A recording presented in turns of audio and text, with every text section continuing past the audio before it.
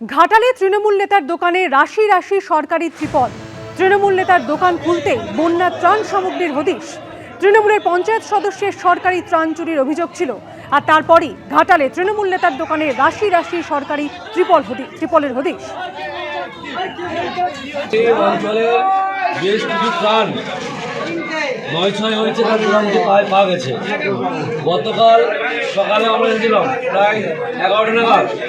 ওখানে আমরা দেখলাম নিচে যে সব লোন থাকে, সংঘ যেটা বলছে লোন লেনদেন করেছে মায়া আদর মাথা, সেই এলাকায় অনেক ফাইল ৯-৬ হয়েছে।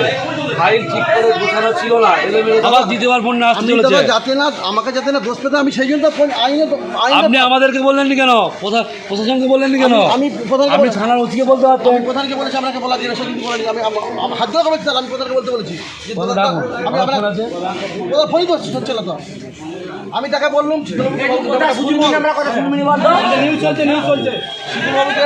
ব্যাপারটা বুঝিয়ে বল, এইসব জিনিস আমার কাছে রেখেছো, আমি মাঝখান থেকে সাথে নাই পাঁচে নাই, আমি নিরীহ লোকটা মারও খাবো আর লোকের কাছে অসম্মান হবো। পুনর্নির্বাচনের আগেই ভোটের ময়দান ছেড়ে কার্যত পালিয়ে গেছেন ফলতার তৃণমূল প্রার্থী জাহাঙ্গীর খান। আর তারপর থেকেই বাড়িতে কিংবা পার্টি অফিসে কোথাও দেখা মেলেনি জাহাঙ্গীরের। যে পার্টি অফিস থেকে এলাকায় কন্ট্রোল বজায় রাখতেন জাহাঙ্গীর খান, সেই এলাকাতেও কার্যত শ্মশানের নিস্তব্ধতা দেখা গেছে, জানিয়ে কটাক্ষ ছুড়ে দিয়েছে বিজেপি। উনি যদি নিজেকে সিংহ মনে করে সিনেমার আর্টিস্টে, আমরাও পুষ্পা, ঝুঁকেগা নেই। আমি এই কন্টেস্ট থেকে নিজেকে দূরে সরিয়ে নিলাম, ফলতার মানুষের স্বার্থে, ফলতার উন্নয়নের স্বার্থে, ফলতার শান্তি রক্ষার স্বার্থে। দাপট উধাও, তেজ ফিকে, দলের রাজপাট অতীত হতেই দাপুটে নেতা এখন নেতিয়ে পড়েছেন। ফলতার জাহাঙ্গীর খান পুনর্নির্বাচনের আগেই ভোটের ময়দান ছেড়ে কার্যত পালালেন। আর তারপর থেকেই বাড়িতে কিংবা পার্টি অফিসে কোথাও দেখা মেলেনি জাহাঙ্গীরের। আমরা যেখানে দাঁড়িয়ে রয়েছি এটাই হচ্ছে ফলতাতে জাহাঙ্গীর খানের বাড়ি বললে কম বলা হয়। একটা 4 তলা সুবিশাল বাড়ি, সেই বাড়িতেই জাহাঙ্গীর খান রয়েছেন। কার্যত নিজেকে গৃহবন্দী করে রেখেছেন এক প্রকার বলা যেতে পারে। জাহাঙ্গীর দা কি বাড়িতে আছেন? আপনারা তো উনারই আত্মীয়।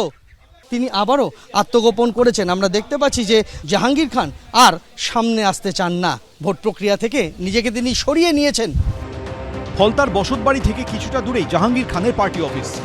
কিছুদিন আগেও যার সামনের রাস্তায় গমগম করত, লোকে লোকারণ্য থাকত গোটা এলাকা, সেখানে এখন কার্যত শ্মশানের নিস্তব্ধতা। আজ সেই পার্টি অফিস শুনশান, আজ সেই পার্টি অফিস ফাঁকা, বন্ধ, তালাবন্ধ অবস্থায় রয়েছে।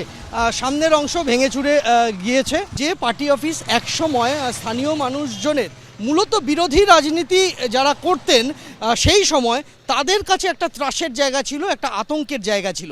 আর আজকে ভোট প্রচারের শেষ কয়েক ঘন্টা আগে যখন জাহাঙ্গীর খান নিজেকে নির্বাচন প্রক্রিয়া থেকে সরিয়ে নিচ্ছেন, তখন এই পার্টি অফিস শুনশান, ফাঁকা।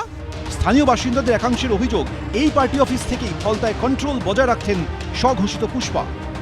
হ্যাঁ, আমি বিজেপি সমর্থক। দেয়াল লেখার পরে ভোটের পরের দিন আমাকে ডেকে নিয়ে আসা হয়।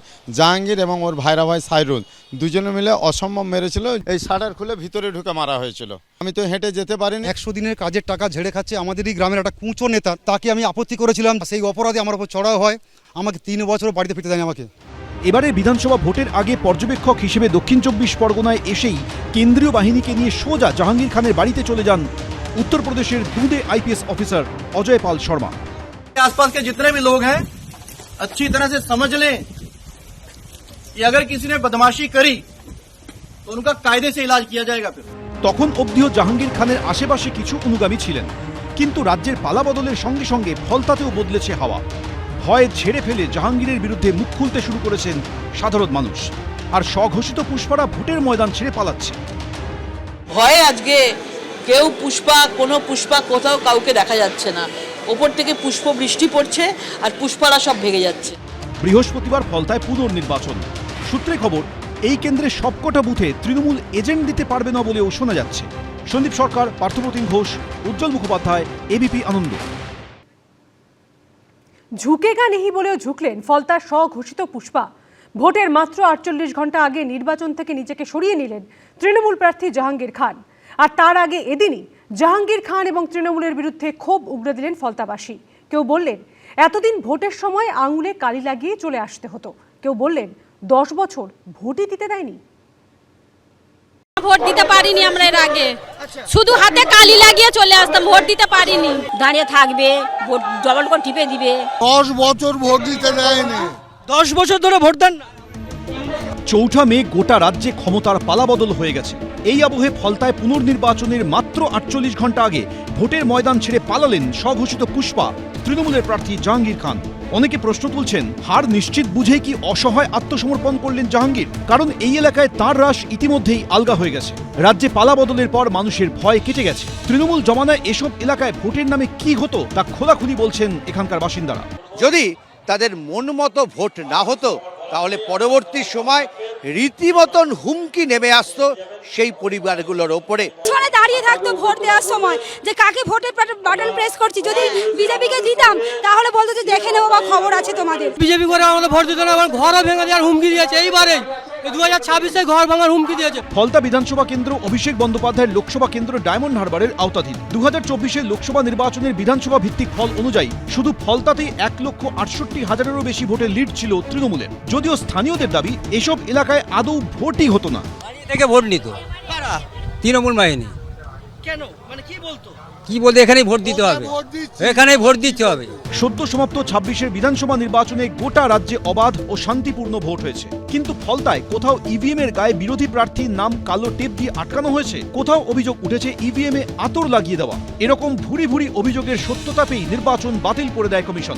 গত 29 তারিখে ঘটনার পরিপ্রেক্ষিতে আপনি কি বলবেন? যে ঘটনা ঘটলো, মানুষ ভোট দিতে পারেনি, ভোটের ওপরে কালি, কোথাও টেপ লাগানো, কোথাও আতর লাগানো, এটা কেন করলেন বা করিয়েছিলেন?